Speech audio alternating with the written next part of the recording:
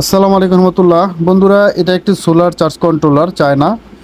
এটা মডেল হচ্ছে SYT3 30 এম্পিয়ারের একটি চার্জ কন্ট্রোলার। এটা দিয়ে 400 থেকে 450 ওয়াটের প্যানেল ইউজ করতে পারবেন।